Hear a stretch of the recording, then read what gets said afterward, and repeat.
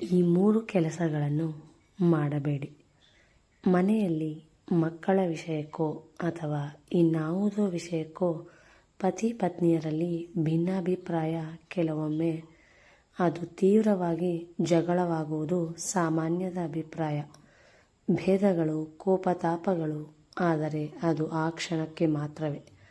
ಆ ಕ್ಷಣ ದಾಟಿತೆಂದರೆ ಅದು ಕಡಿಮೆಯಾಗುತ್ತದೆ. ಹಾಗಾಗಿಯೇ ಪತಿ ಪತ್ನಿಯರ ಕಲಹ ಉಂಡು ಮಲಗುವವರೆಗೆ ಎಂದು ಹೇಳುತ್ತಾರೆ. ಪತಿ ಪತ್ನಿ ಸಂಸಾರವೆಂಬ ರಥದ 2 ಚಕ್ರಗಳು. ಏನೇ ಸಮಸ್ಯೆ ಬಂದರೂ ಪರಿಹರಿಸಿಕೊಂಡು ಸರಿಯಾಗಿ ಮುನ್ನಡೆದರೆ ರಥವು ಸರಿಯಾಗಿ ಸಾಗುತ್ತದೆ. ಇಲ್ಲವಾದರೆ ಚಕ್ರಗಳು ಸರಿಯಾಗಿಲ್ಲದೆ ರಥ ಮುಗ್ಗರಿಸುತ್ತದೆ. ಪತಿ ಪತ್ನಿಯರ ಪ್ರೇಮಾನುಬಂಧ ಕೊನೆಯವರೆಗೂ ಸರಿಯಾಗಿ ಇರಬೇಕೆಂದರೆ ಕೆಲವು ಸೂತ್ರಗಳನ್ನು ಪಾಲಿಸಬೇಕಾಗುತ್ತದೆ. ಸಂಸಾರವೆಂಬ ಈ ಸಾಗರವನ್ನು ಈಜಲು ಆಗದೆ ಸೋತು ಹೋಗುತ್ತಿದ್ದೀರಾ? ಅಥವಾ ಅದೊಂದು ಸಮಸ್ಯೆ ಎಂದು ಸಿಡುಕುತ್ತಿದ್ದೀರಾ? ನಿಮ್ಮ ಕೋಪ, ಅಶಾಂತಿಯನ್ನು ಯಾರೋ ಒಬ್ಬರ ಮೇಲೆ ತೋರಿಸಲು ಆಗುತ್ತದೆಯೇ ಹೊರತು ಬೇರೆಯವರ ಮೇಲೆ ನಿಮ್ಮ ಕೋಪ ತೋರಿಸಲು ಸಾಧ್ಯವಿಲ್ಲವಲ್ಲ? ಇಬ್ಬರಲ್ಲಿ ಯಾರಾದರೂ ಒಬ್ಬರು ಅಸಹನೆಯಿಂದ ಸಿಡುಕುತ್ತಿದ್ದರೆ ಮತ್ತೊಬ್ಬರಿಗೆ ತೀರಾ ಬೇಸರವಾಗುತ್ತದೆ. ಅದು ಮತ್ತಷ್ಟು ಜಗಳ, ಕಲಹಗಳಿಗೆ ನಾಂದಿಯಾಗಲೂಬಹುದು. ಆದ್ದರಿಂದಲೇ ನಿಮಗೆ ಕೋಪ ಬಂದರೂ ತಡೆದುಕೊಳ್ಳಿ. ಇಲ್ಲವಾದಲ್ಲಿ ಅವರೊಂದಿಗೆ ಜಗಳ, ಕದನ, ಘರ್ಷಣೆ ತಪ್ಪುವುದಿಲ್ಲ.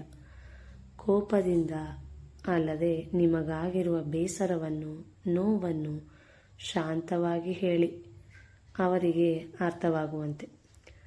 ಆಗ ಅವರು ನಿಮ್ಮ ಕೋಪದ ಕಾರಣವನ್ನು ಅರ್ಥ ಮಾಡಿಕೊಳ್ಳುತ್ತಾರೆ ಮತ್ತು ತಮ್ಮ ನಡವಳಿಕೆಯನ್ನು ಬದಲಾವಣೆ ಮಾಡಿಕೊಳ್ಳುತ್ತಾರೆ.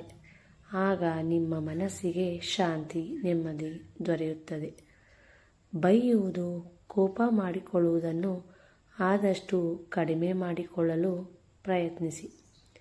ಕೆಲವು ಪತಿ ಪತ್ನಿಯರನ್ನು ನೋಡಿದರೆ ಮದುವೆಯ ನಂತರ ಒಬ್ಬರನ್ನೊಬ್ಬರು ಬೈಯುವುದು, ನಿಂದಿಸುವುದು, ನಿಷ್ಠೂರ ಮಾಡುವುದು ಇಷ್ಟೇನ ಜೀವನ ಎಂದೆನಿಸುತ್ತದೆ.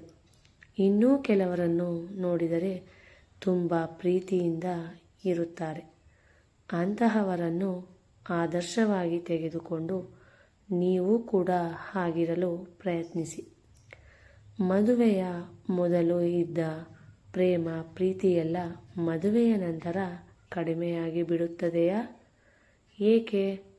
ಒಬ್ಬರನ್ನೊಬ್ಬರು ಬೈಯುವುದು, ನಿಂದಿಸುವುದು, ಒಬ್ಬರ ಮೇಲೆ ಮತ್ತೊಬ್ಬರು ಆಧಿಪತ್ಯ ಚಲಾಯಿಸುವುದು, ಏನಾದರೂ ಮಾತುಗಳನ್ನು ಅಂದು ಅವಮಾನಿಸುವುದನ್ನು ಬಿಟ್ಟುಬಿಡಿ.